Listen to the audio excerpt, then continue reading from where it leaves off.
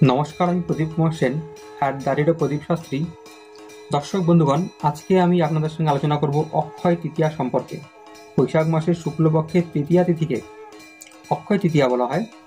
এর মাহাত্ম্য কি এই বিষয়ে জানার জন্য স্কিপ না করে আপনাদেরকে সম্পূর্ণ ভিডিও অবশ্যই দেখতে হবে। যখন গ্রহ নক্ষত্র পৃথিবী সবকিছুর সৃষ্টি হলো, পৃথিবীতে জনবসতি শুরু হলো, প্রাণীর সৃষ্টি হলো, এই পৃথিবীর সময়কালকে সঠিকভাবে সঞ্চালন করার জন্যে, যেমন জমিতে বীজ বপন করার পর গাছ হয়, গাছ হওয়ার পর ফল হয়, ফল হওয়ার পরে ফল তুলে নেওয়া হয়, তারপরে গাছ মরে গেলে সেটাকে কেটে ফেলা হয়, ঠিক এইভাবেই পৃথিবীকেও সঠিকভাবে সঞ্চালন করার জন্য পৃথিবীর সময়কালকে 4 ভাগে ভাগ করা হলো। এই 4টি ভাগ হচ্ছে 4 কাল, 4 যুগ: সত্য, ত্রেতা, দাপর, কলি। এই 4 যুগ মিলে হয় এক কল্প, অর্থাৎ ব্রহ্মার একদিন। সত্যযুগের শুরু হয়েছিল বৈশাখ মাসের শুক্লপক্ষের তৃতীয়া তিথি থেকে। দ্বাপর যুগ, ত্রেতা যুগও শুরু হয়েছিল শুক্লপক্ষের তৃতীয়া তিথি থেকে। আমাদের সনাতন ধর্ম অনুযায়ী কলিযুগ সমাপ্তির পর পুনরায় সত্যযুগের শুরু হবে। অতএব ঠিক এই দিন থেকেই সত্যযুগের পুনরায় সৃষ্টি হবে। ঠিক এই দিনেই ভগবান শ্রীকৃষ্ণ ছল করে তার ভক্ত, তার ছোটবেলার সখাকে অনেক ধন সম্পদ প্রদান করেছিলেন, তার দুঃখ দরিদ্রতা দুর্দশা দেখে। অর্থাৎ এই দিনে মা লক্ষ্মীর এবং ভগবান নারায়ণের বা তার যে কোনো রূপের পুজো করলে অনেক অর্থ এবং সম্পদ লাভ হবে। এই কারণেই মা লক্ষ্মীর পুজো এই দিন করা হয়। আর মা লক্ষ্মীর পুজো করলে পরে সেখানে ভগবান নারায়ণের পুজো হবেই, এবং ভগবান গণেশের পুজো তো হবেই, পঞ্চদেবতার পুজোও করতে হবে। এটাই হলো অক্ষয় তৃতীয়াতে মা লক্ষ্মীর, ভগবান গণেশের, ভগবান নারায়ণের পুজো করার মেন কারণ। আর এই কারণটি বেশি প্রচলন রয়েছে, হয়তো অনেকে জানে না কেন মা লক্ষ্মীর পুজো এই দিন করা হয়। এই দিন মা লক্ষ্মীর পুজো করলে পরে নিশ্চিত অর্থ লাভ হয়, ভক্তির সাথে করতে হয়। এই দিনেই সগর বংশীয় রাজা ভগীরথের আহ্বানে মা গঙ্গা তুষ্ট হয়ে ভগবান নারায়ণের চরণ ছেড়ে ধরিত্রীতে আগমন করেছিলেন, এবং ভগবান শিব মিডিয়ার মতন সেই গঙ্গা দেবীকে নিজের জটায় ধারণ করেছিলেন এবং ধীরে ধীরে সেটাকে ধরিত্রীতে ছেড়েছিলেন। এই দিন হরিদ্বারে এবং বিভিন্ন জায়গায় যেখানে মন্দির রয়েছে মা গঙ্গার পুজো হয়, ভগবান শিবের পুজো হয়, কৈলাস পর্বত, হিমালয় পর্বতের পুজো হয়। এই দিন থেকেই শুরু হয় পুরীর জগন্নাথ ধামে ভগবান জগন্নাথ দেবের চন্দন যাত্রা। 21 দিন ব্যাপী এই যাত্রা থাকে। পশ্চিমবঙ্গের নবদ্বীপে গৌরাঙ্গ মহাপ্রভুর চন্দন যাত্রাও এই দিন থেকে শুরু হয়। যেহেতু গৌরাঙ্গ মহাপ্রভু ভগবান নারায়ণেরই অংশ, অতএব উনারও চন্দন যাত্রা এই দিন থেকে করা হয়। এই চন্দন থেকে একটি কথা আপনাদেরকে বলে রাখি, একটি স্পেশাল টিপ মনে করুন এটাকে।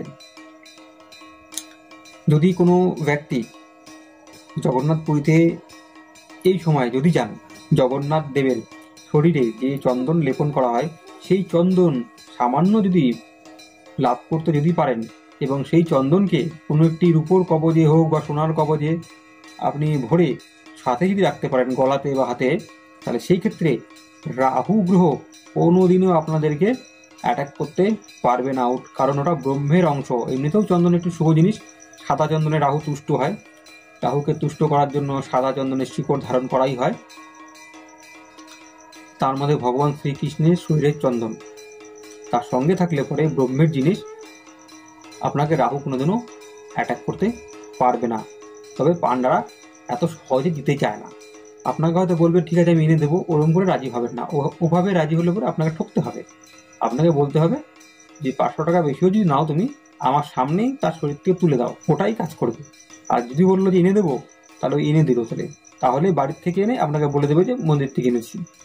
এই জায়গায় আপনাকে অ্যালার্ট থাকতে হবে। শুধু যে রাহু গ্রহকে শান্ত করবে তা নয়, আপনার বহু সমস্যা দূর হয়ে যাবে।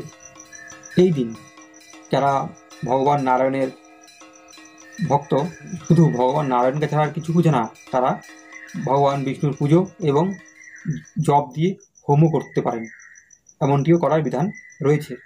এই তিথিটিকে চিরঞ্জীবী তিথিও বলা হয়। তার বিশেষ কারণ রয়েছে। এই দিনে আবির্ভাব হয়েছিল ভগবান পরশুরামের। ইনি ভগবান নারায়ণের 6ষ্ঠ অবতার। ইনার পিতার নাম যমদগ্নি ঋষি, মাতার নাম রেণুকা দেবী, ভগবান পরশুরাম ছোট থেকেই খুব শিব ভক্ত ছিলেন। উনি খুব ছোটকালে কৈলাস চলে গিয়েছিলেন অস্ত্র শিক্ষা লাভ করার জন্য। ভগবান শিবের কাছ থেকে তিনি অস্ত্র শিক্ষা লাভ করেছিলেন। ভগবান শিবকে উনি গুরু দক্ষিণাও প্রদান করেছিলেন। কি প্রদান করেছিলেন সেই বিষয়ে যাচ্ছি না, নয়তো ভিডিও আরো বড় হয়ে যাবে। ভগবান শিব তার ভক্তি দেখে তুষ্ট হয়ে তাকে একটি কুঠার প্রদান করেছিল। দেখবেন উনার হাতে থাকে কুড়ালের মতন দেখতে কুঠার, ওটার নাম পরশু অস্ত্র। তিনি ওটাকে ধারণ করেছেন বলে ওনার নাম পরশুরাম। জন্মের পরে অ্যাকচুয়ালি ওনার নাম পরশুরাম ছিল না, জন্মের পরে ওনার নাম ছিল রাম। পরশু ধারণ করার পরে পরশু ধারণকারী রাম হয়েছে নাম পরশুরাম। এটা ওনার নাম হওয়ার মেন কারণ। তারপর ভগবান শিবের নির্দেশে উনি পিতামাতার আশ্রমের দিকে যাত্রা শুরু করলেন। এক সময় ঋষি যমদগ্নি সাধনা করছিলেন। রেণুকা দেবী সরোবরে জল আনতে গিয়েছিলেন। সেখানে গিয়ে রেণুকা দেবী দেখলেন স্বর্গের এক অপ্সরা এবং গান্ধর্ব একে অপরের সাথে প্রেম করছে, জলক্রিয়া করছে, প্রেম ক্রিয়া করছে। দেখে তার মনে মনে ইচ্ছা হলো তার স্বামীও যদি তার সাথে এরকম যদি করতো। সে অনেক দেরি করে ফিরে এলো। ঋষি তো রেগে ফায়ার, সে একদম অগ্নি শর্মা হয়ে গেছে, হিতাহিত জ্ঞান শূন্য হয়ে গেছে। যমদগ্নি ঋষিও সেই ডেঞ্জারাস লাগিয়েছিল। সে তার বউকে জিজ্ঞেস করলো, কি ব্যাপার, আসতে এত দেরি হলো কেন? সেই লজ্জা পেল। সে তার স্বামীকে বলতে পারলো না যে অন্যের প্রেম করা দেখে তারও প্রেম করতে ইচ্ছা হচ্ছে। যমদগ্নি ঋষি অন্তর্দৃষ্টি দ্বারা দেখেছিল যে একজন অপ্সরা এবং একজন গন্ধর্ব প্রেম করছিল। তা দেখে রেণুকা দেবীও প্রেমের প্রতি আসক্ত হয়েছে এবং তার মনেও প্রেমের ভাবনা জেগেছে। কিন্তু সেটা যে তার স্বামীর প্রতি জেগেছে সেটা কিন্তু তিনি অন্তর্দৃষ্টিতে দেখলেন না। দেখলেন যে শুধু অপ্সরার প্রেম দেখে আর গন্ধর্বের প্রেম দেখে রেণুকা দেবী আসক্ত হয়েছে, মোহগ্রস্ত হয়েছে।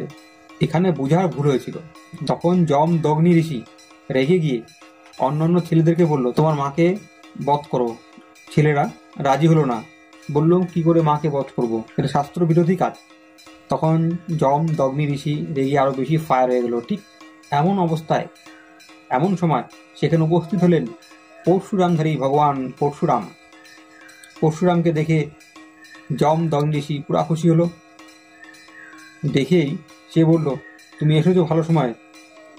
তোমার পিতৃভক্তি কতটা প্রবল, কতটা তুমি পিতার প্রতি অনুগত, এখন এর পরীক্ষা করার সময় এসে গেছে।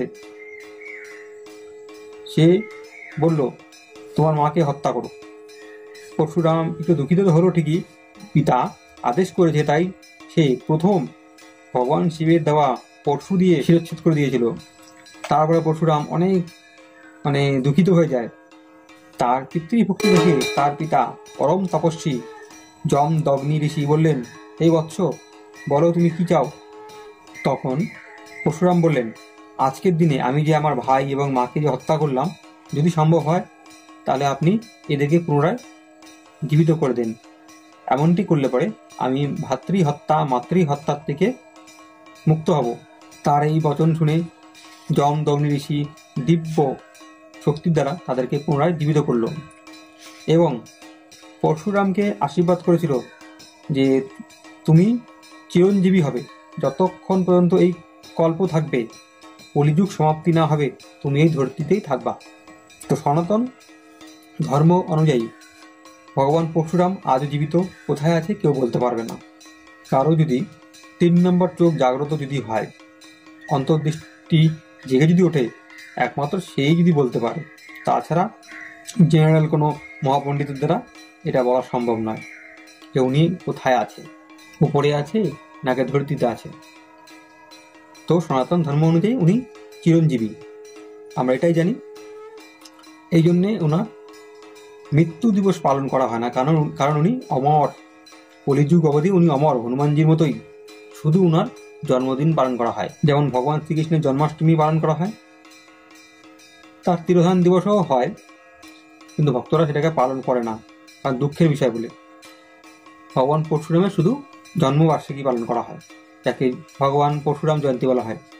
দক্ষিণ ভারতে ভগবান পরশুরামের অনেক বড় মন্দির রয়েছে, সেখানে এই দিনে খুব সমারোহের সাথে তার পুজো করা হয়। এছাড়াও অন্য অন্য জায়গায় যারা জানে তারা এনার পুজো পাঠ করে তাকে সন্তুষ্ট করার চেষ্টা করেন। এই হলো ভগবান পরশুরামের সামান্য বিবরণ। এই ভগবান পরশুরামই ক্ষত্রিয়দের অত্যাচার বন্ধ করার জন্য রেগে গিয়ে ইনার বাবার কি রাগী ছিল, তার বাবার থেকে ইনি আরো বেশি রাগী ছিলেন। 21 বার পৃথিবীকে ক্ষত্রিয় শূন্য করে দিয়েছিলেন। তারপর ত্রেতাযুগে ভগবান রামকে দর্শন করার পরে ইনার রাগটা একটু কমে যায়। তখন উনি বলেন যে আমি আর কাউকে হত্যা করবো না, আর যুদ্ধ করবো না, এখন থেকে শুধু আমি শিক্ষকতা করব, শিক্ষা প্রদান করব। এমন বার্তা তিনি ভগবান রামকে দিয়েছিলেন যখন তাদের মধ্যে আলাপ আলোচনা হয়েছিল, প্রথম সাক্ষাৎ হয়েছিল। এই পরশুরামই আর কেউ নয়, দাপর যুগে গঙ্গাপুত্র ভীষ্মের অস্ত্রগুরু। ইনি কুরু পাণ্ডবদের গুরু দ্রোণাচার্যের অস্ত্রগুরু।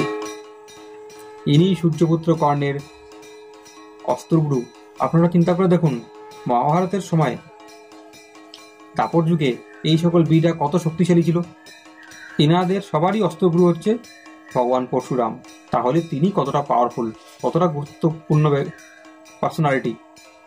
এই ভগবান পরশুরামই কল্কি অবতার নেবার পর ভগবানকে সহায়তা করবেন কলির সঙ্গে যুদ্ধ করতে। ভগবান কল্কি দেবের সহায়ক হবেন। যতক্ষণ পর্যন্ত কলির সমাপ্তি না হচ্ছে উনি ধরিত্রীতেই রয়েছেন। কোথায় রয়েছেন কেউ বলতে আমরা পারবো না, যেটি সাধারণ ব্যক্তির পক্ষে বলা সম্ভব নয়। দর্শক বন্ধুগণ, অক্ষয় তৃতীয়ার একটি টিপস আপনাদেরকে বললাম, চন্দনের কথা, ওর প্রয়োগ।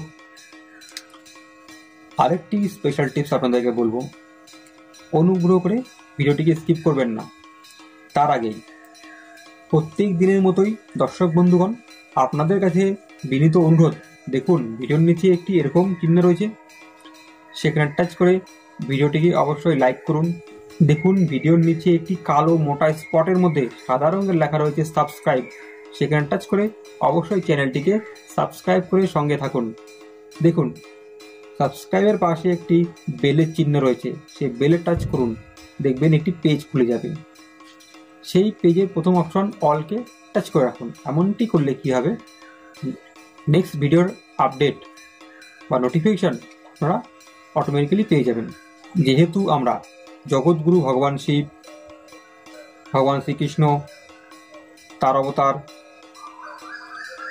পরশুরাম দেব, মা গঙ্গার কথা আলোচনা করছি, যেহেতু গুরুতত্ত্ব নিয়ে আমরা আলোচনা করছি, এমন পরিস্থিতিতে অবশ্যই কমেন্টস বক্সে জয়গুরু অথবা হর হর মহাদেব লিখতে পারেন। যদি জয়গুরু লিখতে না চান তাহলে ভিডিওটিকে ইউজফুল মনে হলে, জ্ঞানবর্ধক মনে হলে আপনাদের প্রিয়জনদের কাছে অবশ্যই শেয়ার করুন। এখন দর্শক বন্ধুগণ, আপনাদেরকে জানাচ্ছি আরেকটি স্পেশাল টিপ সম্বন্ধে। এই অক্ষয় তৃতীয়াতে গঙ্গা স্নান করতে পারলে খুব ভালো হয়, তার ফল অক্ষয় হয়। এই অক্ষয় তৃতীয়ার 1-2 দিন আগে কোনো নিষ্ঠাবান ব্রাহ্মণকে নেমন্তন্ন করে আসুন এবং অক্ষয় তৃতীয়াতে আপনার বাড়িতে আসতে বলুন। অক্ষয় তৃতীয়ার দিন এনাকে কোনোভাবে রাগাবেন না। ইনি আসার পরে এনার পা ধুয়ে দিন, পা মুছিয়ে দিন, নতুন আসন এনাকে দিন বসার জন্যে। আগে থেকে জেনে নেবেন ইনি কী ধরনের ব্যঞ্জন পছন্দ করেন। অবশ্যই সাত্ত্বিক ভোজনই তৈরি করবেন এবং যিনি তৈরি করবেন তিনি যেন দীক্ষিত হন। অদীক্ষিত ব্যক্তি ভোজন তৈরি করবেন না ব্রাহ্মণকে ভোজন করানোর জন্য। তার পছন্দসই ব্যঞ্জন তাকে নিবেদন করুন। সে যতক্ষণ তুষ্ট না হয় তাকে ভোজন করান। ভোজন করানোর পর তাকে হাত পাখা, জলের বোতল, ছাতু, তেঁতুল, যত রকম ফল বাজারে পাওয়া যায়, আপনার সাধ্য যদি কম থাকে কম করে একটি করে ওনাকে প্রদান করুন। তার মধ্যে একটি শ্রীফল অর্থাৎ নারকেল অবশ্যই দেবেন, একটি বস্ত্র তাকে দিন এবং সঙ্গে উপযুক্ত দক্ষিণা প্রদান করুন যাতে উনি তুষ্ট হন। এমনটি করলে কি হবে, এর ফল হবে অক্ষয়। আপনি মনে মনে যেই ইচ্ছা নিয়ে এই কাজ করবেন, আপনার সেই ইচ্ছা অবশ্যই পূর্ণ হবে। আপনি ফোন করে আমাকে বলতে বাধ্য হবেন যে ভাই আপনি বলেছিলেন, হয়েছে, আপনারা করুন, অবশ্যই লাভবান হবেন। আর চন্দনের যে টিপসটা বললাম, যদি সেটা ব্যবহার করতে যদি পারেন, সঙ্গে রাখতে যদি পারেন, সেক্ষেত্রেও আপনি অক্ষয় ফল লাভ করবেন। কারণ অক্ষয় তৃতীয়া থেকেই ভগবান জগন্নাথ দেবের চন্দন যাত্রা শুরু হয়। তাকে যে চন্দন লাগানো হয় ভগবানের শরীরে, এমনিতে পাওয়ারফুল হয়ে গেল। চন্দন একটি পাওয়ারফুল জিনিস, সাদা চন্দন দ্বারা রাহু এমনিতেই তুষ্ট হয়। আবার ভগবান জগন্নাথ দেবের গায়ের আবার তৃতীয় অক্ষয় তৃতীয়া, তাহলে ওর মধ্যে অক্ষয় ভোল্টেজ চলে আসছে। এর মধ্যে বিশ্বাসের সাথে শ্রদ্ধার সাথে সঙ্গে রাখতে পারলে রাহু আপনাকে কোনোদিনও অ্যাটাক করবে না। আর রাহু যদি আপনাকে অ্যাটাক করা বন্ধ করে দেয় তাহলে কেতু আপনাকে অ্যাটাক করবে না। রাহু কেতু দুজনেই শান্ত হয়ে গেল। আর বাকি যেগুলো সাত্ত্বিক গ্রহ রয়েছে যেমন বৃহস্পতি, বুধ, সূর্য, মঙ্গল, তখন তো এরা এমনিতেই আপনাকে সুফল দিতে শুরু করবে, কারণ কি এরা সাত্ত্বিক, কারণ ভগবানের জিনিস সঙ্গে থাকবে, এরা তো এমনিতেই অ্যাটাক করবে না। মেন রাহু কেতুকে নিয়ে সমস্যা হয়, তো রাহু কেতু এমনিতেই থেমে যাবে। এই অক্ষয় তৃতীয়ার দিনে গৃহপ্রবেশ করতে পারবেন। অক্ষয় তৃতীয়ার দিনে বা যে কোনো শুক্লপক্ষের তৃতীয়া তিথিতে গৃহপ্রবেশ করতে পারবেন, বাহন ক্রয় করতে পারবেন, দোকান খুলতে পারবেন, দোকানের ব্যবসা শুরু করতে পারবেন, বাড়ি নির্মাণ শুরু করতে পারবেন, কোনো ব্যবসায় ইনভেস্ট করতে পারবেন, কোনো শুভযাত্রা শুরু করতে পারবেন, পাত্র অথবা পাত্রী দেখতে যেতে পারবেন, বিয়ে ফিক্স করতে পারবেন, এই দিনে বিয়ে দিতেও পারবেন। এভরি শুভ কাজ এই দিন করতে পারবেন। কোনো জ্যোতিষীর কাছে জিজ্ঞেস করার দরকার নয় গ্রহ নক্ষত্র ঠিক আছে কিনা, কোনো ব্রাহ্মণ দাকে জিজ্ঞেস করার দরকার নেই দিনটা ঠিক আছে কিনা, কোন সময় করবেন, সকালে না বিকাল রাত্রে, এই নিয়েও মাথা লাগানোর দরকার নাই। যতক্ষণ পর্যন্ত তৃতীয়া তিথি থাকবে ততক্ষণ পর্যন্তই আপনারা কাজগুলো করতে পারবেন। দর্শক বন্ধুগণ, 3 নম্বর টিপস আপনাদেরকে এখন বলবো আমি অক্ষয় তৃতীয়ার। ভগবান গণেশ হচ্ছেন বিঘ্ন হর্তা, মানে বিঘ্নকে হরণ করেন, কিন্তু ওনার পুজো না দিয়ে কোনো আধ্যাত্মিক কাজ করতে গেলে উনি নিজেই কিন্তু বাধা প্রদান করেন, মানে তখন উনিই হন বিঘ্নকর্তা। তো বিঘ্নকর্তাকে তুষ্ট করে বিঘ্নকে হরণ করতে হয়। যখন বিঘ্ন হরণ হয়ে যায় তখন কিন্তু মা লক্ষ্মী আসার, মানে টাকা আসার রাস্তাটা কিন্তু ক্লিন হয়, প্রশস্ত হয়। তার জন্যে মা লক্ষ্মীর পুজোর সাথে ভগবান গণেশেরও পুজো করা হয় অক্ষয় তৃতীয়াতে। ভগবান গণেশকে তুষ্ট করার জন্যে যেমন মোদক, লাড্ডুর ভোগ দিতে হয়। আপনি যতই যাই দিয়ে দেন ভগবান গণেশকে, উনি খেয়ে ওনার পেট যতই বড় হয়ে যাক আশীর্বাদ করনেওয়ালা না আপনাকে। যদি আপনি লাড্ডু মোদক তাকে নিবেদন যদি না করেন তাহলে লাড্ডু মোদক তাকে নিবেদন করতেই হবে, তার কাছ থেকে কিছু আদায় করতে হলে পরে। আরও একটি জিনিস রয়েছে যার দ্বারা ভগবান গণেশ তুষ্ট হন, সেটি হচ্ছে ভগবান গণেশকে অবশ্যই দুর্বা নিবেদন করবেন। এই অক্ষয় তৃতীয়ার দিনে ভগবান গণেশকে কম করেও 108টি দুব্বা নিবেদন করুন। তাকে স্মরণ করে দেখবেন মা লক্ষ্মী আসার পথ অনেক বেশি প্রশস্ত হয়ে যাবে। এই হয়ে গেল আপনাদের 3 নম্বর টিপস।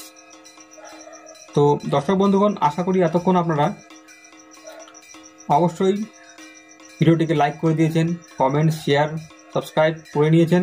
যদি আপনাদের মনে হয় ভিডিওটি ইউজফুল তাহলে অবশ্যই আপনাদের প্রিয়জনদের কাছে শেয়ার করুন।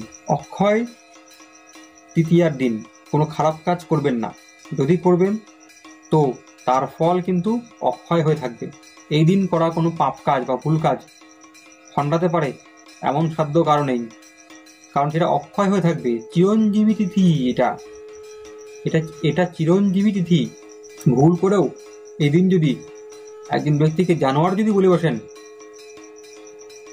সে যদি আপনার কাছে গণ্যমান্য যদি হয় কিন্তু ভুল করেও আপনি জানোয়ার যদি বলেন, সেটার কুপ্রভাব কিন্তু অক্ষয় হয়ে থাকবে। এত সহজে কিন্তু সেটা কাটবে না। এই দিন যত পারবেন ভালো কাজগুলোকে করুন, খারাপ কাজ তো করবেনই না। দেখবেন অনেক বুদ্ধিমানরা বলে রেখেছে যে অক্ষয় তৃতীয়াতে কিছু কিনে আনতে হয়, আনলে পরে মা লক্ষ্মী তার সাথে সাথে ঘরে আসবে। দর্শক বন্ধুগণ, আপনাদেরকে আমি বলছি অক্ষয় তৃতীয়ার একদিন আগেই যদি আপনি পুজো করবেন তাহলে পুজোর সব সামগ্রী কিনে আনবেন। অক্ষয় তৃতীয়ার দিন আর কিনে আনবেন না, বাই চান্স যদি ছুটে যায় কিছু তাহলে আনবেন। অক্ষয় তৃতীয়ার দিন কাউকে ধার দেবেন না। অক্ষয় তৃতীয়ার দিন মা লক্ষ্মীর প্রতীক স্বরূপ টাকা তাকে স্টোর করুন। অকারণে খরচা ওদিন করবেন না, ফিজুল খরচা, ফালতু খরচা অক্ষয় তৃতীয়ার দিন করবেন না। করলে পরে আপনার এগুলো সারা বছর হতে থাকবে। যত পারবেন মা লক্ষ্মীর প্রতীক স্বরূপ টাকাকে স্টোর করুন এই দিন। শুধুমাত্র একমাত্র ব্রাহ্মণ দেবতাকে প্রদান করলে তাতেই পূর্ণ হবে অক্ষয় তৃতীয়াতে। আর হ্যাঁ, এক জায়গায় দিতে পারেন, কোনো বিধবা আশ্রমে, কোনো অনাথ আশ্রমে, বা কোনো সাধু সন্ন্যাসী, প্রকৃত সাধু সন্ন্যাসী পেয়ে দিয়ে যান, তাকেও যদি দান করে যদি করেন, তাতে আপনার লাভই হবে, লোকসান হবে না। এছাড়া অন্য কাউকে কিছু দিতে পারবেন না, এই দিন দিলে কিন্তু আপনার লোকসান। যাই হোক দর্শক বন্ধুগণ, ভিডিওটি আজকে একটু অনেক বড় হয়ে গেল। আপনাদের কাছে বিনীত অনুরোধ, একটু ধৈর্য ধরে ভিডিওটি দেখবেন, দেখলে পরে ভিডিও থেকে অনেক কিছু জানতে পারবেন। আর যারা এখনো অবধি ভিডিওটিকে দেখেছেন তাদের জন্য অনেক অনেক ধন্যবাদ।